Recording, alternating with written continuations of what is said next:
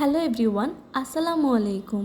বৃষ্টির দিনে খিচুড়ি খাওয়ার মজাটাই অন্যরকম, যদি তার সাথে থাকে ডিম ভাজা, বেগুন ভাজা, আর যদি থাকে তেলের আচার। আজকে আমি আপনাদের সাথে শেয়ার করতে যাচ্ছি সেই খিচুড়ির রেসিপিটা। প্রথমেই আমি নিয়ে নিয়েছি 1 পাও পরিমাণ পোলাওয়ের চাল, আর নিয়ে নিয়েছি চালের অর্ধেক পরিমাণ মুগ ডাল।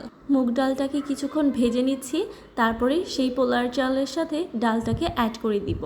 এগুলোর সাথে দিয়ে দিচ্ছি যেই পরিমাণে মুগ ডাল দিয়েছিলাম ঠিক সেই পরিমাণে মসুরের ডাল। এখন এই সবগুলোকে আমি ভালোভাবে পানি দিয়ে ধুয়ে নিব। ডাল আর চালগুলোকে আমি ধুয়ে এগুলোকে পানি ছড়িয়ে রাখবো।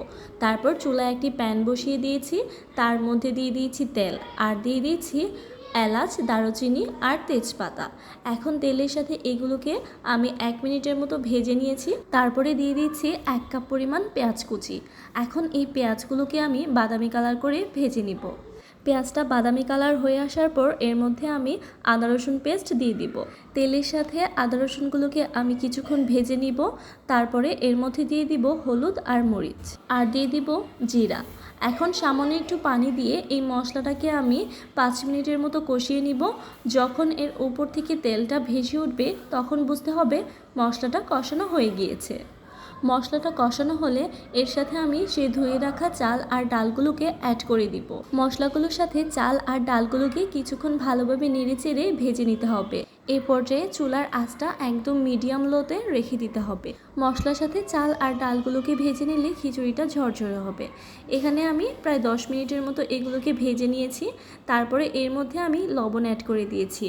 লবণটা পরে অ্যাড করার কারণে মশলার সাথে চাল আর ডালগুলো ভেজে নেওয়ার সময় এগুলো ভেঙে যায়নি।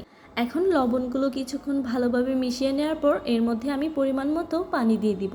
যেহেতু আমার চাল আর ডাল মিলে প্রায় আধা কেজির মতো হয়েছে, তাই এর সাথে আমি 1 কেজি পরিমাণ পানি অ্যাড করে দিয়েছি। আপনারা যতটুকু চাল আর ডাল হবে ঠিক তার ডাবল পরিমাণ পানি অ্যাড করে দিবেন, তবে অবশ্যই এখানে গরম পানিটা ইউজ করবেন। তারপরে এর মধ্যে আমি কিছু কাঁচামরিচ দিয়ে দিয়েছি।